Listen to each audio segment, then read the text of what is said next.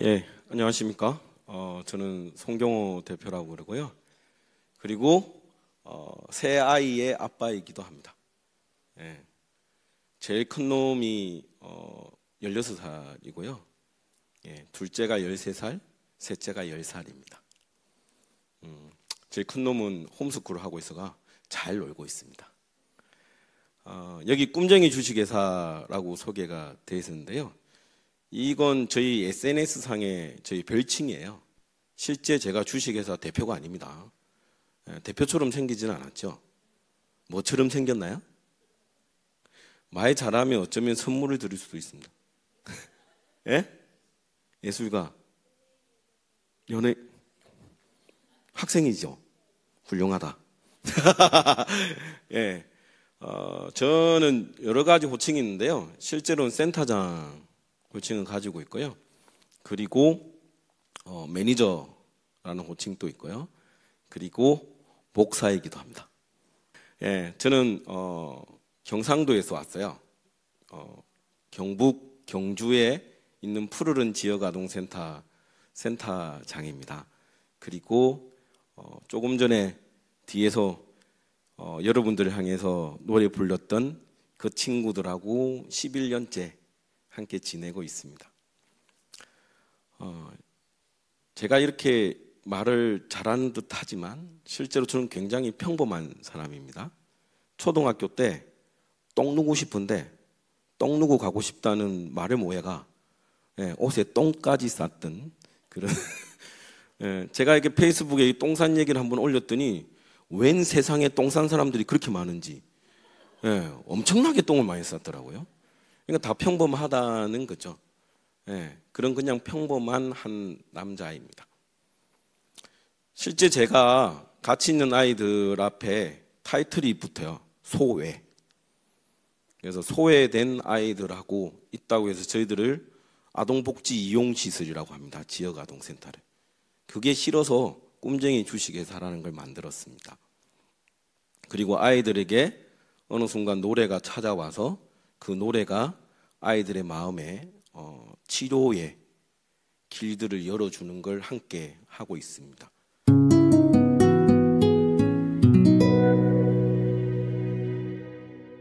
근데 오늘 솔직히 제목이 살아야 할 이유가 반드시 있다는 거잖아요. 이유가 반드시 있나요? 저는 실제 이 주제가 마음에 들지 않아요. 왜냐하면 이유가 있으면 이유에 대한 답을 찾지 못하면 죽어야 되나? 그런 생각이 훅 들잖아요. 왜 드냐면 저는 실제로 아이들하고 지내잖아요. 아이들은 답을 찾을 수가 없어요. 그리고 저는 나이가 이제 46살밖에 되지 않았습니다. 당연히 제 인생의 연륜으로 인생을 왜 살아야 돼? 그 답을 찾을 수 없겠죠. 저는 그냥 아이들에게 네가 살아내는 것만으로도 고맙다라고 얘기합니다. 그래서 오늘 본격적으로 제 이야기를 나누기 전에 여러분들에게 감사하다는 말씀을 드리고 싶습니다. 살아내 주셔서 감사합니다.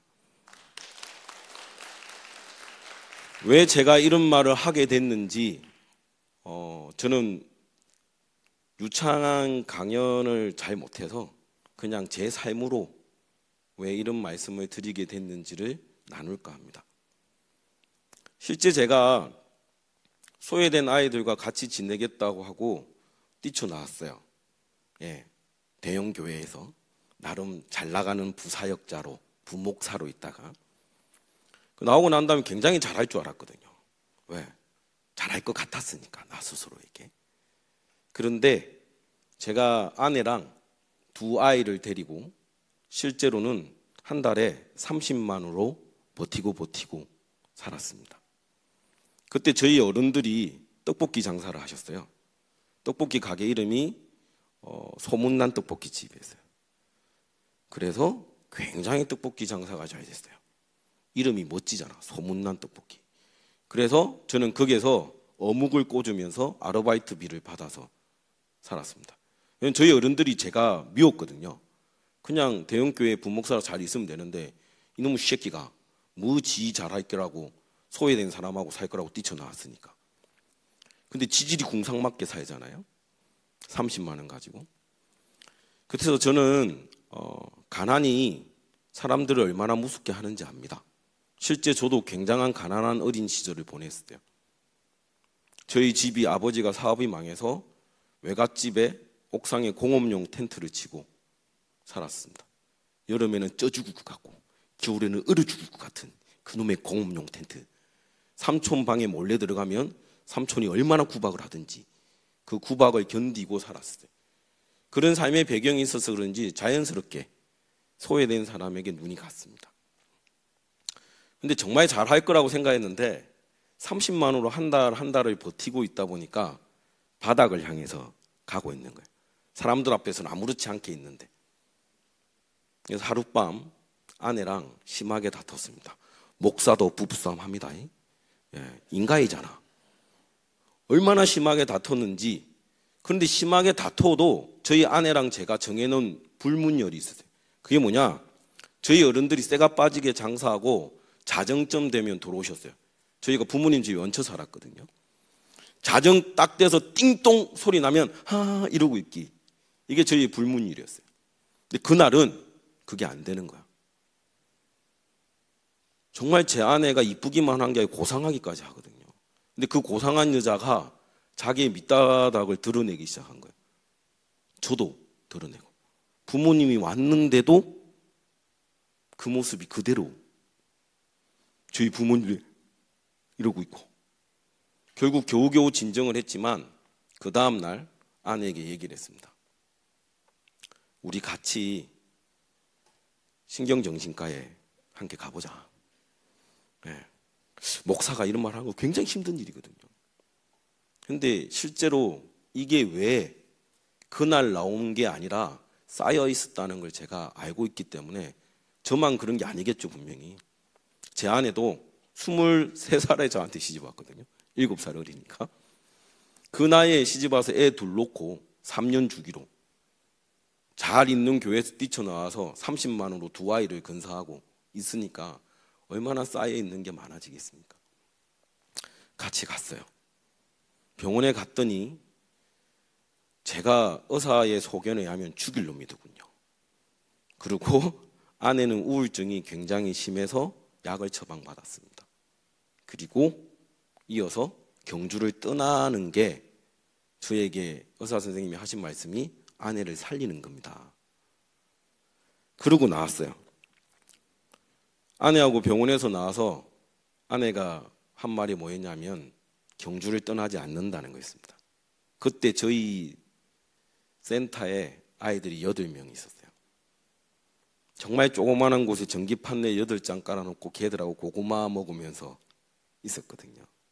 별거 아니잖아요. 8장에 8명 애가 고구마 먹고 있는데 뭐 틀고 갈 수 있지. 근데 안 간다는 거예요. 그 아이들은 어떻게 하냐고. 그리고 약도 안 먹겠대. 자기는 사모니까. 제가 우선 이 상황에서 이미 병원에서 죽일 놈이 돼서 나왔는데 아내에게 또 화를 낼 수는 없잖아. 그래서 알았다고. 우선은 지켜보자고. 그렇게 나왔는데 그 주 주말에 아내가 갑자기 복통을 일으켰어요. 그래서 병원에 갔더니 그 병원에서 산부인과를 가라는 거예요. 아내랑 산부인과에 갔습니다. 셋째가 아내 뱃속에 있었어요. 의사 선생님이 그러거든요. 예기치 못하게 아이를 가지면 여자들이 호르몬 분비가 더 이상해져서 전에 보이지 않는 행동을 할 수도 있다. 아내의 행동이 다 이해가 되기 시작했습니다. 근데 아내랑 그 산부인과를 놓으면서 둘이서 집에 가서 굉장히 많이 울었습니다. 진짜 다 때려치우고 싶었거든요. 솔직히. 다 그만두고 다 버리고 어디 도망가고 싶었어요. 그런데 생명이 뱃속에 들어오면서 둘이서 안고 울면서 얘기했습니다. 아, 우리가 믿는 신이 우리한테 생명만이 희망이라는 걸 다시 알게 하는구나. 그래서 저희 셋째 태명이 희망이었습니다. 그렇게 흔히 말해서 엄청난 깨달음을 얻고 센터의 상황이 바뀌었냐? 바뀌지 않았습니다. 애들도 여전히 똑같은 상황에 있었고요. 그렇게 버티고 살았습니다.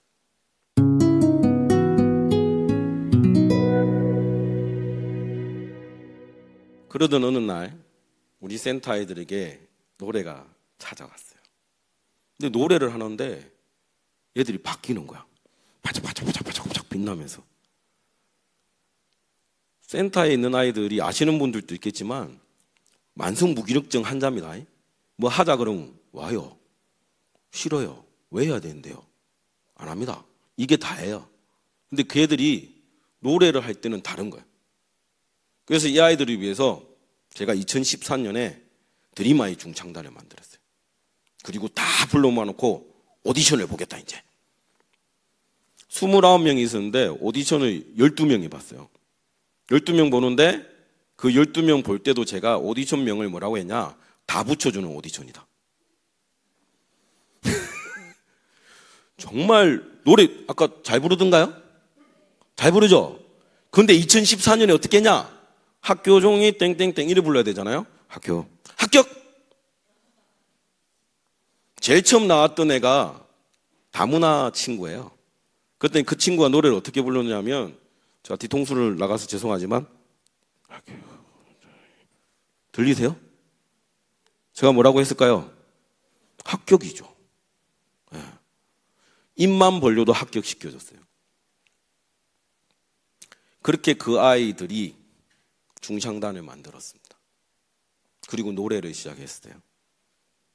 제가 드리고 싶은 말씀은 이 말이 아닙니다. 아이들이 노래를 하면서 저희가 생각보다 많은 사람들에게 알려졌습니다. 그래서 제가 여기 있겠죠. 감독도 아니고 교수도 아니고 여기 저를 아는 분이 거의 없는데 제가 여기 있는 건 그런 것 때문에 알려졌기 때문에 여기 있는 거겠죠. 그런데 놀랍게 말입니다. 그렇게 노래를 만들어 노래를 부르고 있는데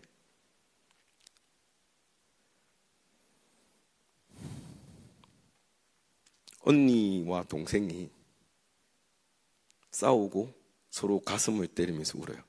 내가 태어난 게 죄라고. 사람이 뭔가를 성취한다고 해서 갑자기 자신의 삶의 가치가 바뀌진 않아요. 그러면서 이제 13살 된 아이가 15살 된 아이들이 예전에 80 먹은 할머니처럼 자기 가슴을 때리면서 울어요. 그 아이들을 붙잡고 했던 말이 그거였습니다. 야, 이 새끼들아, 사람은 태어나는 순간 존귀한 거야. 아무것도 안 해도 돼. 공부도 더럽게 못해도 되고 가난해도 되고 할 수 있는 게 없어도 그냥 사람은 존귀한 거야. 살아내니까. 그리고 그 아이들이랑 노래를 계속했습니다. 그리고 자기의 이야기로 뮤지컬을 만들어서 사람들 앞에 공연을 하기 시작했어요.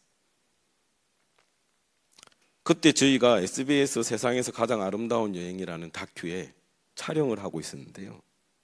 PD가 그 아이가 인터뷰를 했어요. 인터뷰를 하는데 그 아이가 뜬금없이 그 얘기를 하는 거예요. 나는 태어난 게 죄인 줄 알았다고. 내가 태어나서 세상이 다 엉망진창이 된 줄 알았다고. 근데 이제는 알게 됐다고. 내가 얼마나 존귀한 사람인지. 우리 센터의 남자 아이들은 결혼을 안 한다고 합니다. 왜 결혼 안 하는지 아십니까? 이 아이가 뭐라고 했냐면 결혼하면 불행해진대요. 우리 엄마의 친구들은 다 이혼한 여자들이에요. 근데 그 이혼한 여자들 중에서 엄마 친구들 중에서 3명이 자살했어요. 결혼은 불행해지는 거예요. 걔가 6학년 때 얘기를 했어요. 근데 이 아이가 지금 중2입니다. 이 아이가 얼마 전에도 그 얘기를 했습니다. 결혼 안 할 거예요. 그래서 제가 결혼을 해야지 이 새끼야. 목사님하고 임마 권현주 쌤하고 얼마나 잘 사노.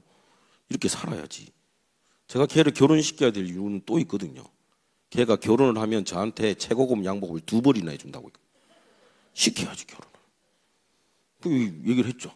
결혼을 해야지. 그랬더니 얘가 제가 걔를 안을 수밖에 없는 이야기를 했어요. 결혼 안 해요. 내가 점점 우리 아빠 같아져요.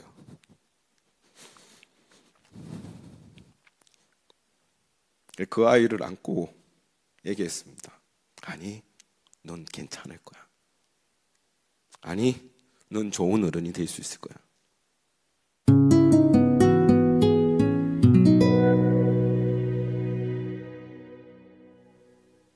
근데 또 놀라운 거 뭔지 아십니까? 우리 아이들이 음반을 작년에 만들었어요. 마음을 담은 노래라고. 근데 그 음반에 우리가 7곡이나 자작곡을 만들었습니다. 이럴 때는 박수를 한번 쳐주셔야 돼요. 놀랍지 않습니까? 7곡의 자작곡을 만들었는데 그 노래 중에 한 곡이 아빠라는 곡이 있어요. 그 아빠라는 곡이 사람들한테 알려져서 저희가 TV의 노래의 탄생에도 나갔었습니다. 거기에서 윤도현 씨를 만나서 윤도현 씨가 저희 음반에도 나는 나비 리메이크에서 같이 참여했었죠. 근데 이 아빠의 가사에 엄청난 이야기가 있습니다. 저희 센터 아이들이 저를 휴대폰에 뭐라고 저장해 놓냐면 슈퍼맨, 히어로라고 저장해 놓습니다.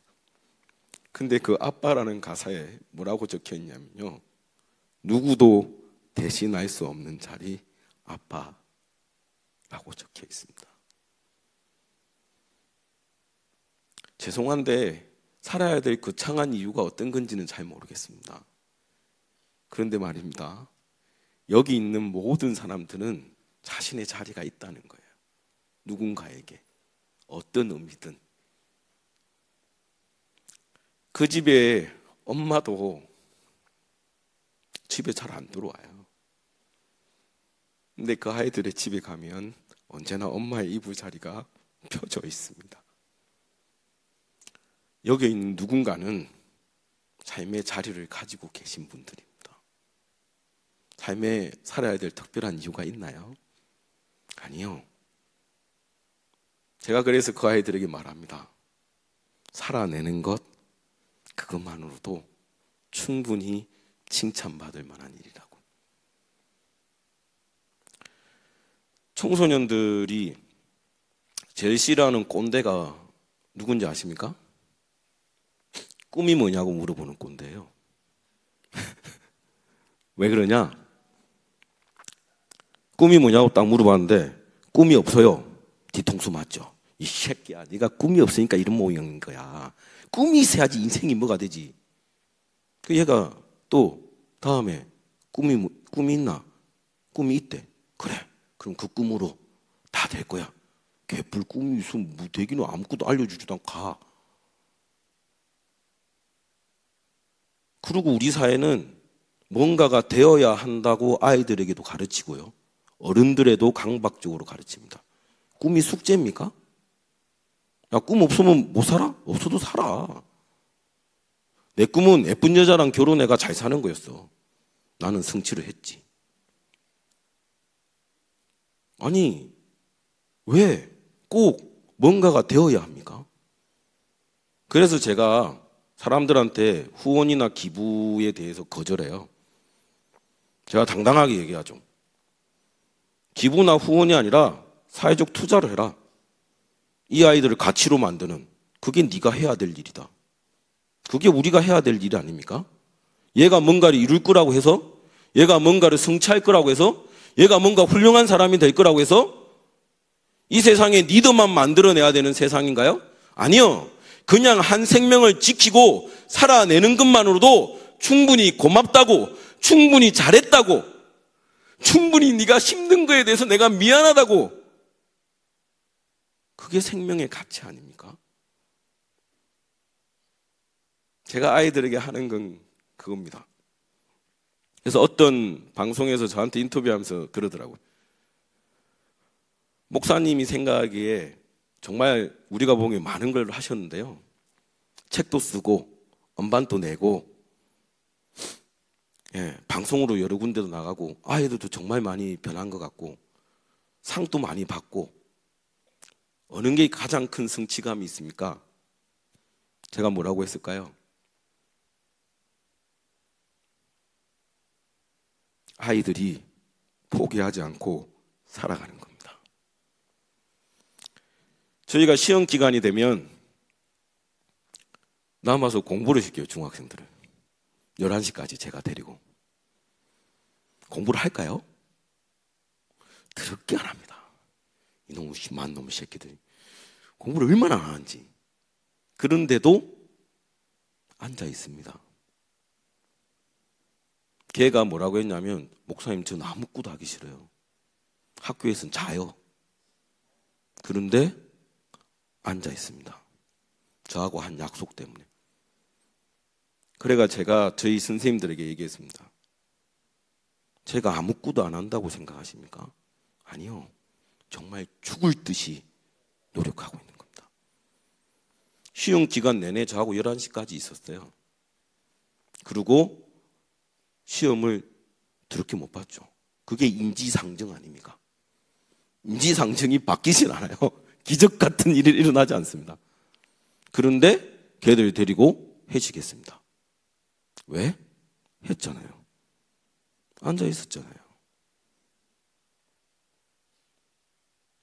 생각외로 수많은 사람들은 그냥 살아내는 것만으로도 충분히 잘했다라고 말할 수 있는 사람들입니다. 오늘 여기 계신 분들 중에서 그런 의미를 지키기 위해서 노력하는 분들도 계시다고 들었습니다. 힘들죠. 국가는 더럽게 지원도 안 해주고. 예. 그런데 말입니다. 아이들 집이 쓰레기 더미 같아서 제가 청소를 해주러 간 게 있었어요. 근데 하필 누군가가 쫓아와서 촬영을 하면서 애들한테 물어봤어요. 제가 막 뭐라 하거든요. 이 새끼들 짓골하지 마라. 확 빨리 하라 하고 막 치우고 같이 하거든요. 그러니까 이 PD가 저보고 목사인데 입이 참 걸걸하시네요 이러시면서 애들한테 물어본 거예요. 야, 너는 기분 안 나빠? 애들이 뭐라고 했을까요? 아니요. 가족인데요. 그 PD에게 아무렇지 않게 이 대답을 했습니다. 죄송한데 훌륭한 사람을 되기 위해서 우리가 그 일을 하는 거 아니잖아요. 우리의 대상들이 그냥 자기 자리에서 자기가 살아가는 인생을 자기가 어떻게 살아갈지 답을 찾는 데까지 같이 걸어가 주는 게 우리의 일이지 않겠습니까? 혹여나 오늘 답답하고 힘든 분들이 계시다면 자기 가슴에 손을 얹고 쓰다듬어 주시면 좋겠습니다. 수고했어. 잘했어. 괜찮아. 이것도 훌륭한 거야. 제가 우리 아이들에게 제일 많이 하는 말이 고맙다, 미안하다, 사랑한다입니다. 인생은 충분히 그런 말을 들을 자격이 있다고 생각됩니다. 생명이 우리에게 희망이니까. 감사합니다. 우리나라에서 가난에서 벗어날 확률이 6%라고 합니다. 통계학적으로. 근데 재진입할 확률이 거의 70% 이상입니다. 그러니까 실제로 가난에서 벗어난다는 건 굉장히 힘든 거죠. 물론 제가 저희 아이들에게 잘 쓰는 표현이 딱 2개 있습니다. 어떤 게 있냐면 가난한 사람이 가난한 사람이어야 하는 이유는 없는 겁니다. 실제로 사회적 시스템이 그 부분에 있어서 훨씬 더 많은 작용을 해요. 그러나 본인 개인을 놓고 봤을 때는 저는 2가지를 얘기하는데요. 하나는 요즘 아이들이 어려운 거 안 하려고 해요. 조금만 힘들면 다 포기하잖아요. 저는 포기하라고 합니다. 하기 싫으면 하지 마. 괜찮아. 쉬운 것만 찾아서 해. 그러고 하는 말이 뭐냐면, 그러면 네 인생도 쉬운 인생이 될 거야. 누군가가 보기에. 그래서 아이들에게 실제로 어떤 인생에서도 무엇이 되기 위한 게 아니라 내 인생을 내가 사랑하기 위해서라도 쉬운 것만 하고 살 수는 없다라는 걸 얘기하고요. 두 번째는 또 뭐 하냐면, 이거는 저희가 음반을 녹음하고 나오는데 저희 센터에 지금 중학교 1학년 여자인데, 감독님 죄송합니다. 감독님만한 키에 감독님만한 등치의 아이예요. 이래 놓으니까 이제 6학년 때 부르니까 얘가 땅만 쳐다보고 다녔어요. 근데 얘 목소리가 너무 좋은 거예요. 그러니까 음반을 받게 되시는 분들은 그 윤도현 씨 나는 나비 할 때 솔로 부르는 아이가 그 아이 목소리입니다. 이제 그 아이가 음반 녹음하면서 나와서 하는 말이, 목사님 우리 인생에 돌이 디딤돌 같은 게 놓아지긴 할까요? 굉장히 철학적이 6학년인데 내가 얼마나 잘 가르친 거예요 이게. 그래서 걔가 저한테 물어보는 거예요. 제가 그 얘기하면서 그랬어요. 야, 잘 생각해봐. 중국 가면 만리장성이 있는데 그 만리장성을 만리까지 쌓지 않았으면 뭐라고 부를까? 뭐라고 부를 것 같습니까? 제일 어리석은 돌무대기죠. 그렇죠? 만리가 쌓아졌으니까 만리장성이라고 하는 거라고. 내가 생각하기에 끝까지 가는 게 제일 중요한 거야. 그 다음에 내가 너희한테 해주고 싶은 건, 인생에서 산을 없애? 못 없애. 내가 하나님도 아니고. 그러면서 했던 말이, 내가 너희한테 해주고 싶은 건 작은 능선을 계속 넘어서 산을 만났을 때 산을 올라갈 용기를 가지게 해주고 싶은 거야. 어떤 분인지 모르겠지만 끝까지 자기를 놓지 않았으면 좋겠고요. 끝까지 용기를 가지고 만리까지 가실 수 있으면 좋겠습니다. 고통과 고난이 사람을 키운다, 개떡 같은 소리입니다. 고통과 고난이 사람을 키우기 위해서는 꼭 있어야 될 게 하나 있는데요. 사랑입니다. 그래서 여기 계신 분들이 존재하는 이유고요. 그 사람에게 누군가 그 사람을 사랑해주는 사람이 있기를 간절히 기도하겠습니다. 우선은 우리나라의 모든 아동복지 이용시설이나 생활시설이나 만 18세가 되면 나가야 돼요. 근데 제가 가난에 고리가 6%밖에 안 된댔잖아요. 그래서 제 꿈이 있습니다. 실제 제가 제일 싫어하는 사람이, 아까 꼰대 얘기하면서 꿈이 뭐냐고 물어보는 사람이었죠. 실제 어른들이 해야 되는 건 꿈이 현실이 되는 다리를 만들어줘야 되는 거라고 생각해요. 그 다리를 걷는 건 아이들 책임이죠. 저는 그 아이들이 다리를 걸을 수 있도록 열심히 그 아이들과 함께 걷겠지만, 다리를 만드는 건 사회의 책임이라고 생각해요. 그래서 이 아이들이 최소한 23, 4세 이상은 지원을 받아야 되는 거잖아요. 그래서 처음으로 우리나라에 자생적 구조를 가지는 꿈이 현실이 되는 꿈마을을 만들어 보려고 내년부터는, 제가 미친놈 소리 들을지 모르겠지만 30억 모금을 해보려고 생각하고 있습니다. 어떤 기업이나 어떤 큰 곳에서 받는 게 아니라 한 사람 한 사람 아이들에게 마을의 아줌마, 아저씨, 형, 누나처럼 괜찮아, 내가 네 응원할게, 이 말 해주는 사람들을 불러 모아서, 그래서 그 마을이 저희 마을에 찾아오시면 진짜 그거를 볼 수 있는. 그 다음에 두 번째가, 영화 감독님 계신데 이 말하기 좀 그렇지만, 아이들 이야기가 정말 아픈 얘기만 사람들한테 알려지잖아요. 그래서 우리 꿈쟁이 주식회사 이야기를 실화 영화로 만들고 싶은 꿈이 있어요.